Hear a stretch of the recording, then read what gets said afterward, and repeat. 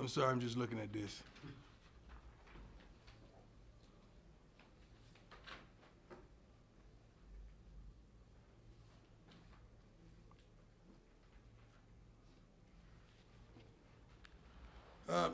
First of all, thank you all for being here. Wonderful game. Personal game, heartfelt game, emotional game. They kind of make it like that. We just want to play some football. The disrespect was uncalled for throughout the week. A couple of their players took shots at the whole program and a few of our players, so it is what it is. So we knew that coming into the game it was going to be a bit personal, and it was. I think one of our coaches, Coach Phillips, doing warm-ups, one of the guys ran into him and elbowed him, which is uncalled for. I just pray that our kids never acted in that manner because I know you guys would have a field day if they did. But I know you won't say anything or do anything when the opposing team does that versus us make derogatory comments during the week about our program. Great darn victory. Offensive line was phenomenal.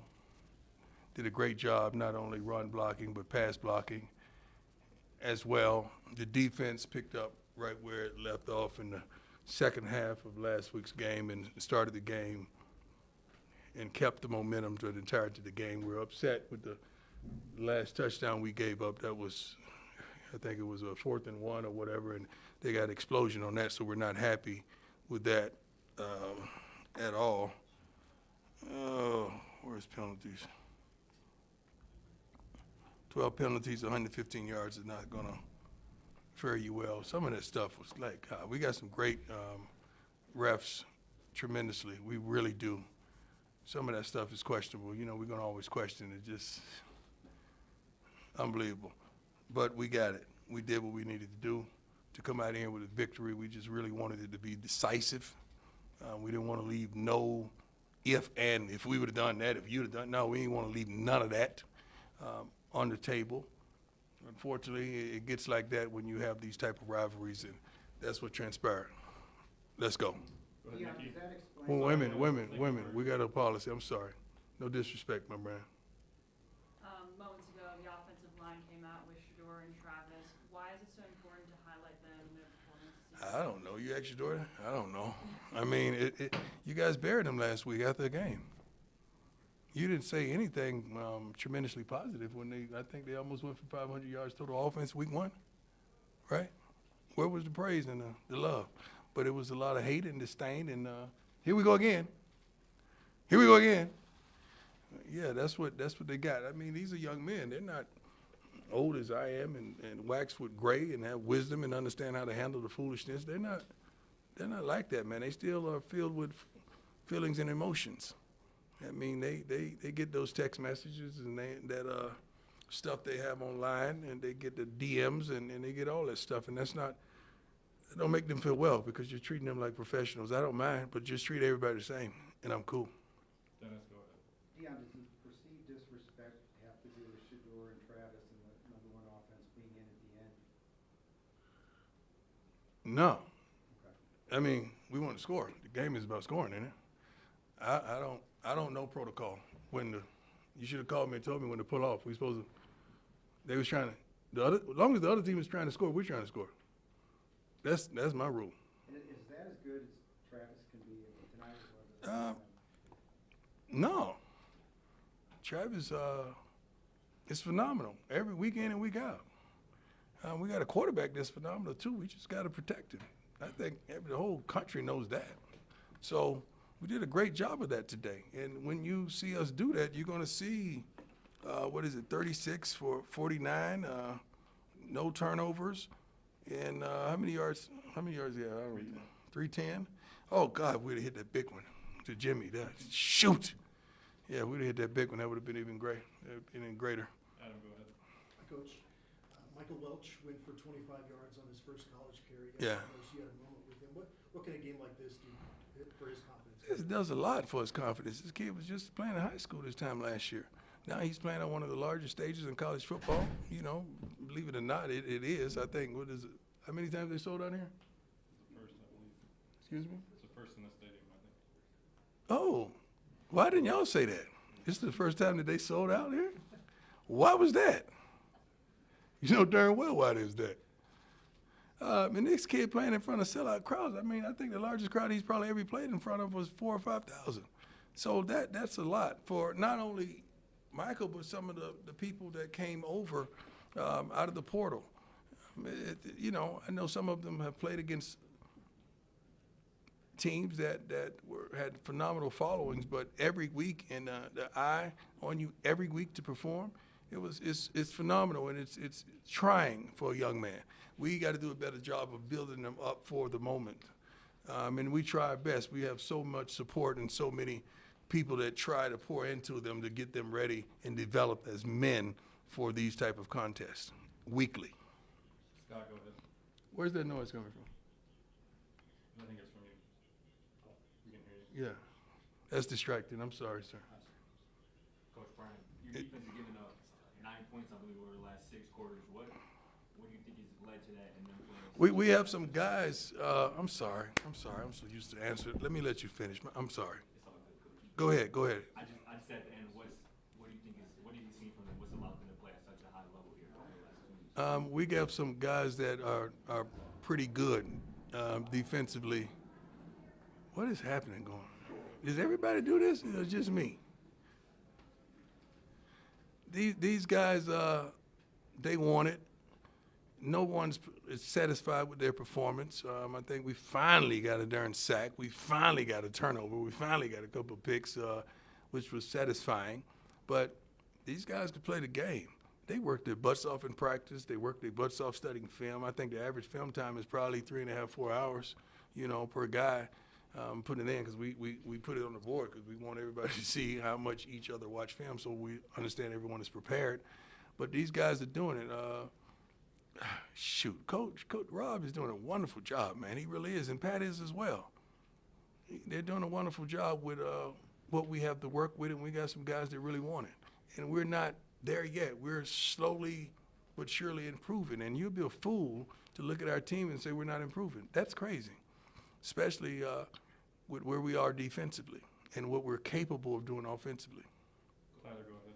Okay, after the game last week, you were obviously very encouraged by the second half Yeah. defense. Just kind of sticking with that. How nice was it to see them kind of continue that in the first half? Well, the goal was to come out there and get a stop. We want to go 3 and out. You want to go, 6 and out. You want to go something and just get off the darn field without relinquishing the score. That's what you want to do. Sometimes it does not work like that, but oftentimes we would like it to. But they didn't get down. And the whole theme of this week was, what do you do when? What do you do when the defense gives up the first down? What do you do when you miss a sack? What do you do when we drop a pass? What do you do when you get called for holding? What do you do? How do you respond? That was the whole theme of the week. How do we respond? We know that happened. Let's flesh it.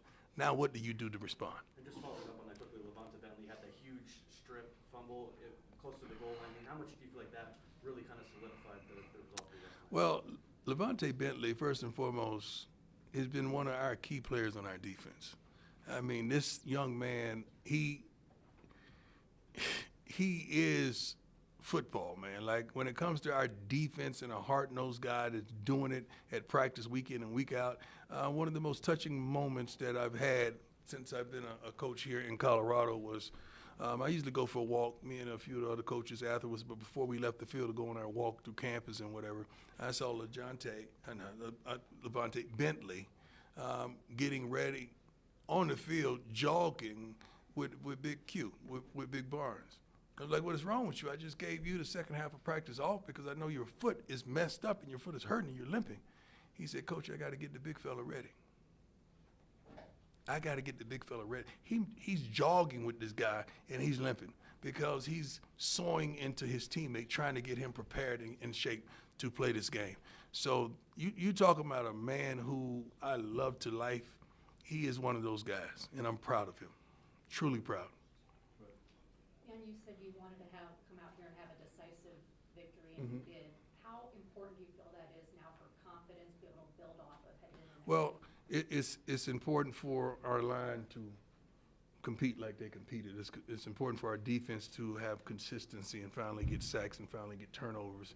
It's important for model to regroup and go and make sure he make that field goal now. It's important for Mate to after he shanked one, to come and land one, and I think inside the 5-yard line. So it's important for these guys to have consistency, for Shador to come back and play the game that he played. And Travis is Mr. Consistent as well.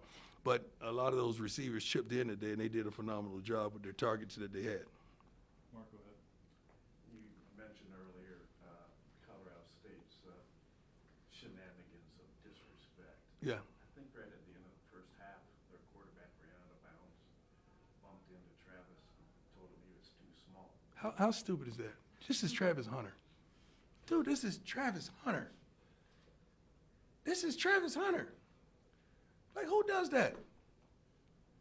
I wouldn't allow my kids to do that. And y'all know that. And that ought to be said. But when you allow kids to sit in an interview and talk against us, and you just got beat by 50-something in week 1, come on, dog. Somebody help me here. Am I missing something? Straight up, tell me. I don't see where that's done in sports. That has to be allowed. Ain't nobody crazy enough to sit up there and say nothing like that. Who does that? I don't know why you want to poke that bear that's Travis. Ain't no bear. That's a darn. I can't say that word. Thank you, Jesus. God, you're so good to me. He's a dog. That's why he has the debate. That's why I love y'all, man. Y'all take care of me, man. Jack, go ahead. Hey, Coach. Mix things up a little bit on the offensive line. That's right. Just overall, how do you feel like that group played? They play well. I mean, they could play better, of course. But that's not just saying Justin is not in the plans. That's not saying that we don't have several more young men in the plans that we want to have a better rotation. We want to have a rotation going in of at least several players that can play at a high level and protect our quarterback. We really do and help us run the football successfully. Jake, go ahead. Coach, just your thoughts on the offensive balance this week compared to last week? Nobody cares about balance until you get your butt kicked. That's the only time you really care about balance. And how many times we ran it? 19, and we threw it 49 times? Nobody. That's a little disparaging, right? It's a little different, right? Nobody cares about that until you get your butt kicked. When you get your butt kicked, that questions come from you all. Like, what about the balance? Ain't nobody care about no balance. As long as you win the game, that's what people care about. We would love to build that tremendously because we have backs that can do it. You know, unfortunately, we put it on the ground one time today, and that's not indicative of who we are. But we'll fix that. We'll Mark, go ahead. I'm Balin Weissett with CU Independence Go Sports. How old are you, man? 19. Proud of you, man. Thank you. Proud of you. You give him a one-on-one whenever he wants it. I got you, man. Kind of along that question, I guess North Dakota State, you guys averaged 2.6 rushing yards per play. Mm-hmm. Again, and then against Nebraska, it was under 1 rushing yard. Yeah. But tonight, you guys averaged nearly 6 yards per rush. So what changed to make the rushing game harder? Just the intensity and the understanding of our team that this needs to happen. Pat is a pro, so definitely he's calling runs. He wants to call runs. That's the life he comes from, with a lot more balance at the professional level. But these men in the front, they got to make up their mind this is what we're going to do, and we're not waffling. We're going to do it. So, but it's hard when you got a guy like Shador who a quick screen is 5 to 7 yards. There's anything behind the line of scrimmage is caught or not more than 5 yards is caught. That's just like a handoff. It's like a long handoff because he's so darn accurate. Couple more, Brian, go ahead. Hey, Coach. Brian, How you doing, sir? That's my age, but Yeah. last week you were talking about how this team didn't really meet the moment. Right. What does it mean to you as a coach to see this team meet the moment tonight and Well, respond? I'm proud. I'm truly proud. I mean, coming down the street, time we walked out the locker room, I heard how much we suck, and I hate using that word and that terminology, but that was said in all the profanity that we were ushered into. These guys stood up. Come on, man. We could hear. We have ears. We have 2 of them, matter of fact.